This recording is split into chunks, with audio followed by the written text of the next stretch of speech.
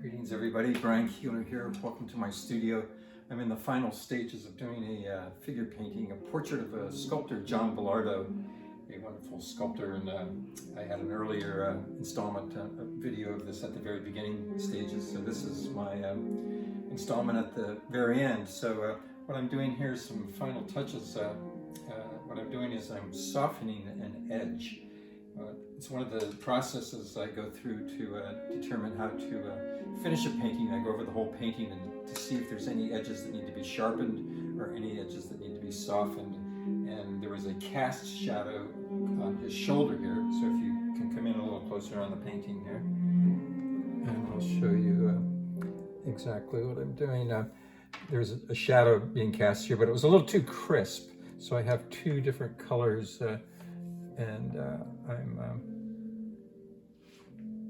blending them and softening this this edge here.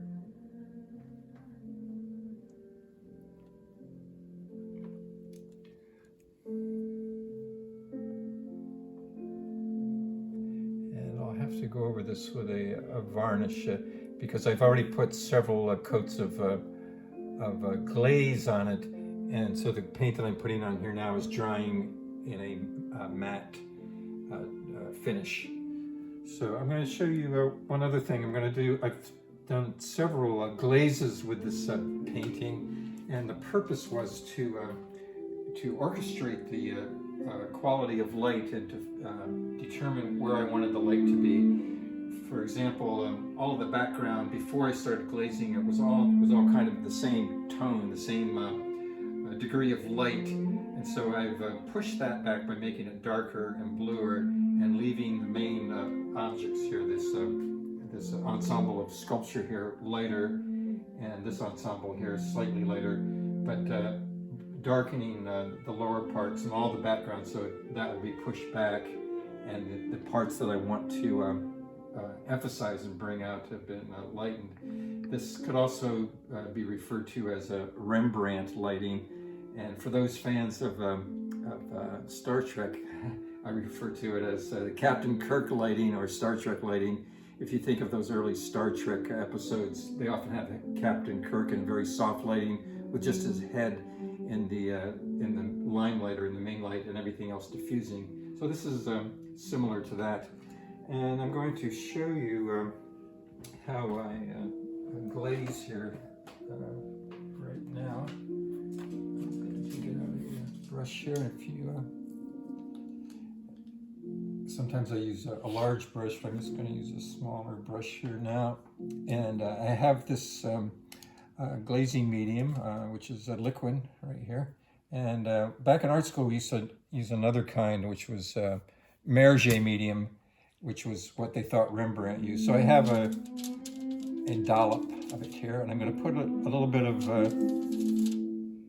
ultramarine blue and a little bit of cobalt blue, and I'm going to mix that with a little bit of black, because the color that I'm wanting is kind of a low chroma, deep midnight blue. And this is all sort of the way a lot of the Renaissance painters worked, like Van Eyck, and also Maxfield Parrish. He would do this, of having a little bit of pigment suspended in glazes. So I'm going to go up here and test it out. That's just about what I wanted.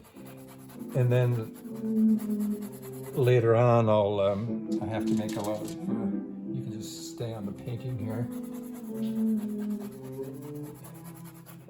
It's a very thin layer of glaze here.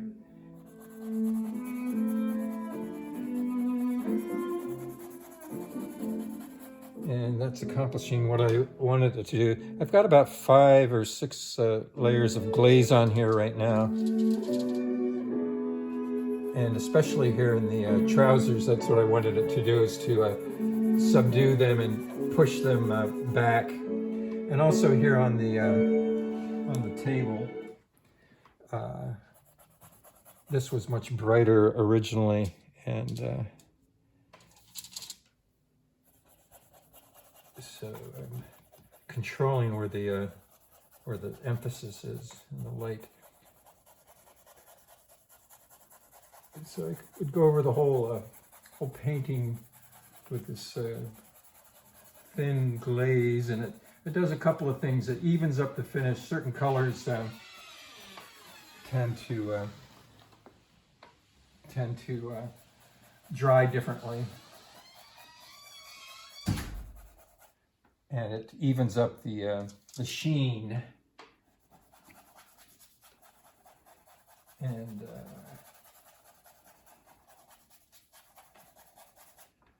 put a little up here in his hand too. It's just a slight bluish tint there. And I'm going to go up here to where I just went also with that, the softening of that edge.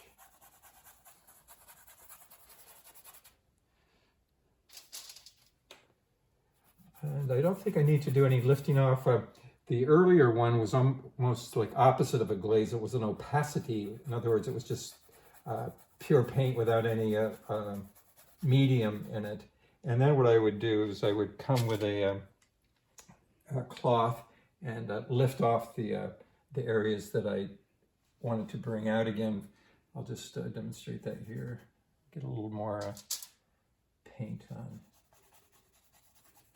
there. So then when I wanted to bring areas out, I would lift off the color with a rag. So that's my final installment here with this figurative painting, and my demonstration of glazing and how I approach glazing, and also the use of opacities. I'll mention one other thing. There's this contemporary painter, Eric Johnson, who researched Rembrandt, and he believes that Rembrandt coated a lot of his paintings with pure black, and then he would wipe them off. And if you look at Rembrandt's paintings, a lot of times in the like a chemise or a white cloth that a model might have, there's a lot of interstices of black in there. So it's an unusual technique and phenomena. And so that's the way some people, Eric Johnson, for example, believes that Rembrandt got that look of a sort of sparkle and a combination of dark and light in the same areas, and then he would lift off the lights with a cloth, just like I demonstrated here. So this is my final installment of this figurative work of the sculptor John Bellardo. So thanks so much for your attention.